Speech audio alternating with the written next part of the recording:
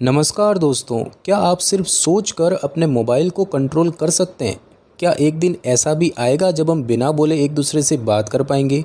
सिर्फ दिमाग से इंटरनेट चलाना, गेम खेलना या मैसेज भेजना, ये सब अब सपना नहीं रहा, क्योंकि एलन मस्क बना रहे हैं एक ऐसी ब्रेन चिप जो इंसान को मशीन से जोड़ देगी। तो सवाल ये है कि क्या अब सोचने से सब कुछ मुमकिन होगा या फिर हम अपने ही दिमाग पर कंट्रोल खो बैठेंगे?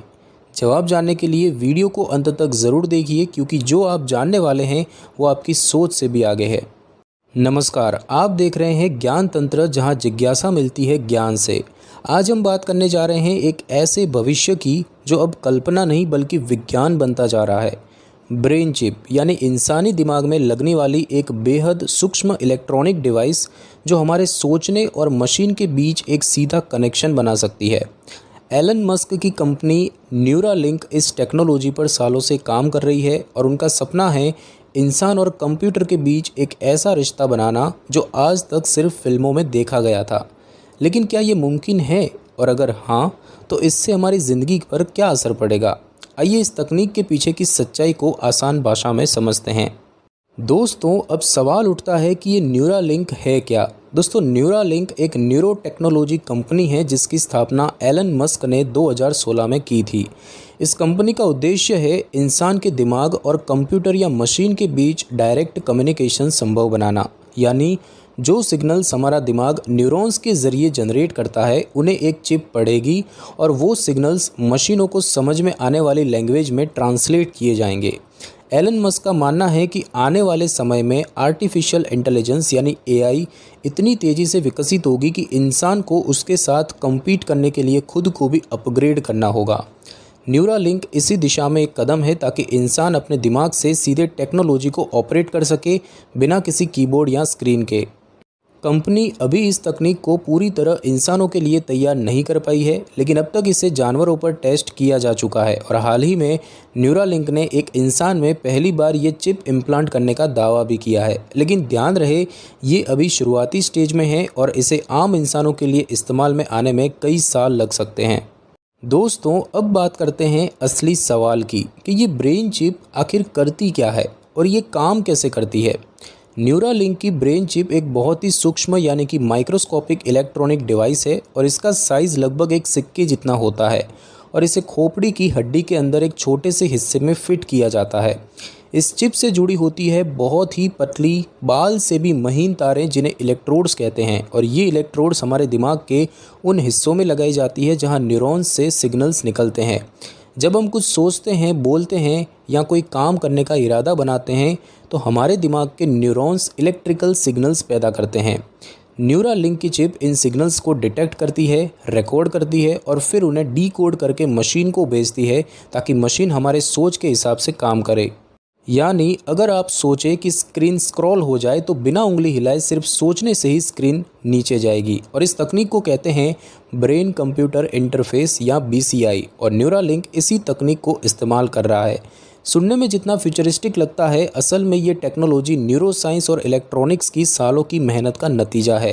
लेकिन ध्यान रहे, ये अभी भी डेवलपमेंटल स्टेज में है। न्यूरालिंक इसे धीरे धीरे टेस्ट करके आगे बढ़ रहा है, ताकि इंसानों के लिए सुरक्षित और असरदार बन सके। तो दोस्तों, अब तक हमने जाना कि न्यूरालिंक क्या है और ये कैसे काम करती है, लेकिन असली सवाल है कि क्या इसे आजमाया भी गया है? तो इस सवाल का जवाब है हाँ। न्यूरालिंक ने अब तक अपनी ब्रेन चिप का परीक्षण पहले जानवरों पर किया है, और वो भी बड़ी सावधानी और वैज्ञानिक निगरानी में। 2020 में एक लाइव डेमो में न्यूरालिंक ने एक सूअर यानी कि पिग को दिखाया था, जिसका नाम था गर्ट्रूड। इस सूअर के दिमाग में न्यूरालिंक की चिप लगाई गई थी। जब वो सूअर चल रहा था, सूंघ रहा था या ज़मीन पर कुछ महसूस कर रहा था, तब तक उसके दिमाग से निकलने वाले सिग्नल्स को चिप ने कैप्चर किया और लाइव स्क्रीन पर दिखाया। यानी हर बार जब उसकी नाक ज़मीन से टकराई, न्यूरालिंक की चिप ने बताया कि ये टच सिग्नल अभी आया है। फिर 2021 में न्यूरालिंक ने एक और डेमो दिया, इस बार एक बंदर यानी कि मंकी के साथ, जिसका नाम था पेजर। इस बंदर को न्यूरालिंक की चिप लगाई गई थी और उसे एक वीडियो गेम खेलना सिखाया गया। पहले उसने जॉयस्टिक से गेम खेला और न्यूरालिंक ने उसके दिमाग के सिग्नल्स को रिकॉर्ड किया। फिर जॉयस्टिक हटा लिया गया और बंदर ने सिर्फ अपने दिमाग से गेम खेला बिना किसी कंट्रोलर के। और ये न्यूरालिंक की सबसे बड़ी ब्रेक थ्रूज में से एक मानी गई, क्योंकि ये साबित करता है कि दिमाग से मशीन को कंट्रोल करना मुमकिन है। और अब बात करते हैं न्यूरालिंक की सबसे बड़ी लिप की, यानी कि सबसे बड़े कदम की, और वो है इंसानों में पहली बार न्यूरालिंक ब्रेन चिप का सफल इम्प्लांट। जनवरी 2024 में न्यूरालिंक ने घोषणा की कि उन्होंने एक वॉलंटियर इंसान में पहली बार ये ब्रेन चिप इम्प्लांट की है। एलन मस्क ने ट्विटर, जो कि अब एक्स हो चुका है, उस पर बताया था कि सर्जरी सक्सेसफुल रही और व्यक्ति की हालत स्टेबल है। अब मार्च 2025 में जब हम ये वीडियो बना रहे हैं तो न्यूरालिंक की ओर से जो जानकारी सामने आई है उसके अनुसार वो व्यक्ति रिकवरी में है और चिप एक्सपेक्टेड तरीके से काम कर रही है। फिलहाल ये ट्रायल फेज़ में है, यानी इसे सिर्फ कुछ चुनिंदा लोगों पर आजमाया जा रहा है और इसके सेफ्टी और इफ़ेक्टिवनेस की लगातार निगरानी हो रही है। यानी ये एक बड़ा साइंटिफिक कदम तो है, लेकिन अभी भी शुरुआती दौर में है और आम लोगों तक पहुंचने में थोड़ा समय लग सकता है। दोस्तों, अब एक सवाल सबके मन में उठता है कि क्या सच में वो दिन आएगा जब हम सिर्फ सोच कर कोई भी चीज़ चला सकेंगे? एलोन मस्क और न्यूरालिंक का विज़न यही है, एक ऐसा फ्यूचर बनाना जहां इंसान अपने दिमाग से ही टेक्नोलॉजी को कंट्रोल कर सके। मतलब ना कीबोर्ड की ज़रूरत होगी, ना मोबाइल स्क्रीन की, और ना ही वॉइस कमांड्स की। बस आप सोचेंगे और आपका डिवाइस वैसा ही काम करेगा। न्यूरालिंक कहता है कि शुरुआत में ये टेक्नोलॉजी उन लोगों के लिए लाई जा रही है जिन्हें न्यूरोलॉजिकल प्रॉब्लम्स है, जैसे कि पैरालिसिस, स्पाइनल कॉर्ड इंजरी या बोलने सुनने में कठिनाई। लेकिन लंबे समय में इसका उद्देश्य है इंसान और मशीन को इतनी अच्छी तरह से कनेक्ट करना कि दिमाग ही आपका ऑपरेटिंग सिस्टम बन जाए। फ्यूचर में न्यूरालिंक ये संभावना देखता है कि इंसान अपनी याददाश्त को सेव कर सके या किसी और से बिना बोले बातचीत कर सके सिर्फ दिमाग से। हालांकि ये सारी चीज़ें अभी संभावनाओं की स्टेज पर है, यानी इन पर रिसर्च चल रही है और इसे सच बनने में अभी कई साल लग सकते हैं। इसीलिए फ़िलहाल न्यूरालिंक एक मेडिकल टेक्नोलॉजी के तौर पर ही सामने आ रही है और सोच कर सब कुछ कंट्रोल करने वाला सपना अभी एक दूर का सफ़र है। दोस्तों, जैसे हर नई तकनीक के साथ होता है, न्यूरालिंक ब्रेन चिप के भी दो पहलू है, कुछ बेहतरीन फ़ायदे और कुछ ज़रूरी सवाल। सबसे पहले बात करते हैं इसके फ़ायदों की, जो सच में लाखों लोगों की ज़िंदगी बदल सकते हैं। जैसे कि जिन लोगों को लकवा यानी कि पैरालिसिस हो गया है और वो अपने हाथ पैर नहीं हिला सकते, न्यूरालिंक जैसी ब्रेन चिप उनके दिमाग के सिग्नल्स को पढ़कर मशीनों तक पहुंचा सकती है। यानी वो सोच कर ही व्हील चेयर चला सकते हैं या कंप्यूटर इस्तेमाल कर सकते हैं बिना हाथ पैर हिलाए। साथ ही साथ जिन्हें बोलने में दिक्कत है या स्पाइनल कॉर्ड इंजरी के कारण शरीर का कंट्रोल खो गया है, उनके लिए ये चिप एक नई उम्मीद बन सकती है। न्यूरालिंक ये भी दावा करता है कि भविष्य में ये चिप मेमोरी लॉस, ब्लाइंडनेस और डिप्रेशन जैसी न्यूरोलॉजिकल कंडीशंस में भी मदद कर सकती है। हालांकि इस पर अभी भी रिसर्च जारी है। अब बात करते हैं दूसरी तरफ कुछ ऐसे संभावित जोखिम जो हमें नज़रअंदाज नहीं करने चाहिए। सबसे पहला सवाल आता है प्राइवेसी का। अगर चिप आपके दिमाग के सिग्नल्स को पढ़ रही है तो क्या ये जानकारी पूरी तरह सुरक्षित रहेगी? दूसरा, क्या कोई इस चिप को रिमोटली हैक कर सकता है? अगर हाँ, तो उसके नतीजे कितने खतरनाक हो सकते हैं? और तीसरा, एथिकल सवाल, क्या इंसान और मशीन के बीच की सीमाएं धीरे धीरे मिट रही है? क्या हम कहीं अपनी इंसानियत खो तो नहीं देंगे?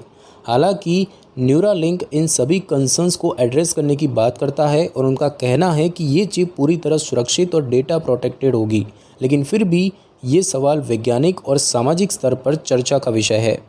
दोस्तों, एलोन मस्क हमेशा से ये कहते आए हैं कि आर्टिफिशियल इंटेलिजेंस यानी एआई भविष्य में इतनी तेज़ी से बढ़ेगी कि इंसान को उससे पीछे छूटने से बचाने के लिए खुद को अपग्रेड करना होगा। न्यूरालिंक इसी सोच से जुड़ा हुआ है, एक ऐसा फ्यूचर जहां इंसान और मशीन एक साथ काम कर सके और इंसान सिर्फ उपभोक्ता नहीं बल्कि टेक्नोलॉजी का हिस्सा बन सके।